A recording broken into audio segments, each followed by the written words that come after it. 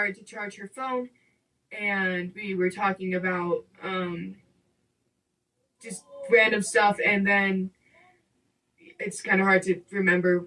And so, or no, we were talking about her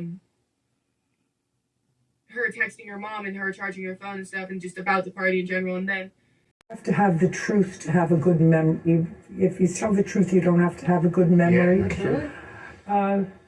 Try to keep good friends and keep your enemies closer until you find out how you can annihilate them. That's exactly what Samantha Smith did on that treacherous dark night. She kept her enemy closer until she can figure out how to annihilate her. This is why it became necessary that once she arrived at the party, she went to her immediately, and they was inseparable. Now, whether you be a defense attorney or a judge or a private investigator or a prosecuting attorney or a rational, intelligent, thinking person, it is understood that if you have to think about what you're saying, you are lying. So for all you YouTubers who interviewed Samantha Smith and you never pressed her concerning the name of the person that drove her home, as well as the name of the people being driven home with her, you too are on some bullshit. Plain and simple. Now, Samantha Smith has never given the names of the other people that accompanied her being driven home, as well as the driver. We all know that that's some bullshit. Now, Shannon Mooney, the sheriff, as well as the Truckee, California Police Department, all assisted and aided in covering up this murder. And they did so because the murderer, whom is Samantha Smith,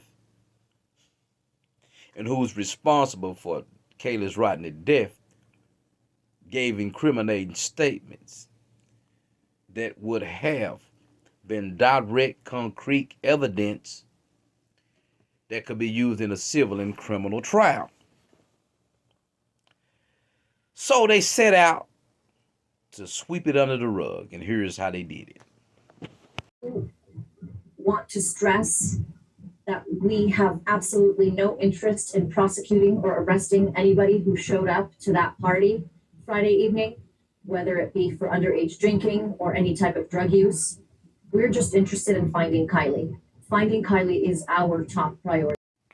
As you can see, they entered this fictitious investigation because it was already predetermined how they wanted to handle it. They entered this investigation for the sole purpose of declaring it an accident. This is why they removed all the suspects out the picture, by declaring that they're not interested in prosecuting anybody that had to do with the drugs and alcohol at the party. But you want to know why they really made that declaration? Okay, I'll tell you. Samantha Smith early in the game jumped her jackass out there and said she gave alcohol to her. They were sharing alcohol. They was going back to her car drinking alcohol. She has already provided direct evidence that cannot be refuted that she assisted, aided a minor into drinking alcohol that night. That is a criminal offense that would land her in jail. Now, assuming they want to keep, and they have, in a line that she was drunk and drove into Plaza Creek. That is a direct nexus to Samantha Smith. In legal parlance, had it not been for the alcohol, Kiely Rodni would not have drove into Plaza Creek Lake. So that is the causation if that actually happened. In other words, if that's their theory, then Samantha Smith is on the hook for a civil suit as well as criminal prosecution. They threw that shit out the window. That right there is direct evidence that Shannon Moon and the Truckee, California police are criminals. Now, that brings us to another problem, because if that's the way they saying it happened, why isn't Samantha Smith being charged with manslaughter? Why isn't Lindsay suing Samantha Smith's mother and father for the death, if that's what happened? Because that's a slam dunk lawsuit. If y'all claim that what happened, and y'all are claiming that's what happened. See, either way, Truckee, California is fucked.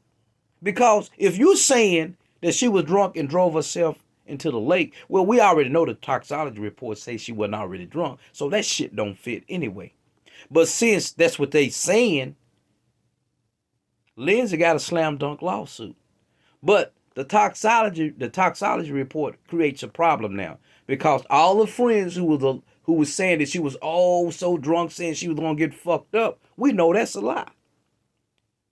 So Kate Kumo, Morris Larson,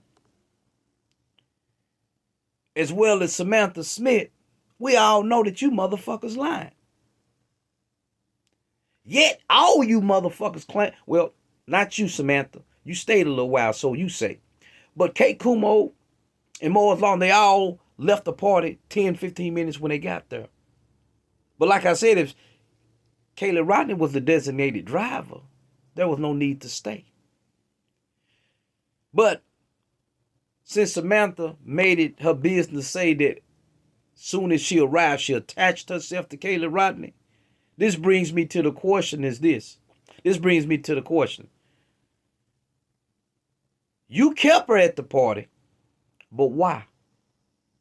If she was the designated driver for her friends, why keep her at the party? You had a plan.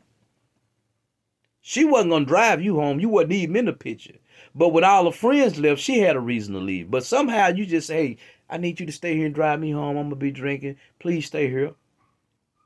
You murdered her. It ain't what I think. I don't believe that. I know you murdered her. The police know you murdered her. Shannon Mooney know you murdered her. This is why nobody pursued the line of questioning who drove you home. What was their name and who were the other passengers? Now, here's other proof that they know that she murdered her.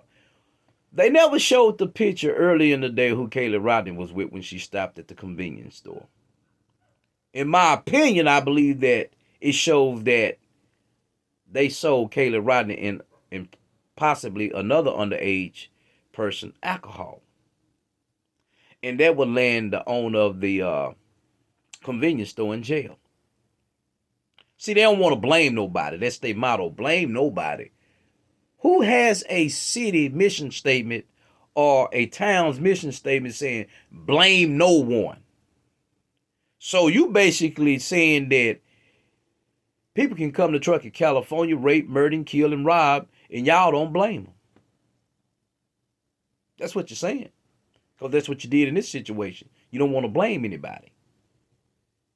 But the fact remains is this. The toxicology report shows this. Those friends was lying. She claimed she was going to get fucked up. No, y'all fucked her up. You had her killed and act like y'all don't know anything about it. Because when you go back and listen to y'all's statement, y'all always talked about her as past tense, gone already. So y'all, and then when y'all met at somewhere in the morning with her mama waiting on her for some coffee or whatever that was some bullshit too. So when I look at this whole thing and I look at how Lindsay is handling this, I'm like, what type of person is she? I mean, she ain't even my child. But it disturbs me to the extent that you would have your child out there just to make your child happy. I have said in past videos, you can't be a friend to your child. You have to be a protector. You have to be a guardian. And I don't understand why, if you know the culture in Chocolate, California is drugs and alcohol and grown men in the woods, why the fuck would you want your daughter out there? I'm signing off.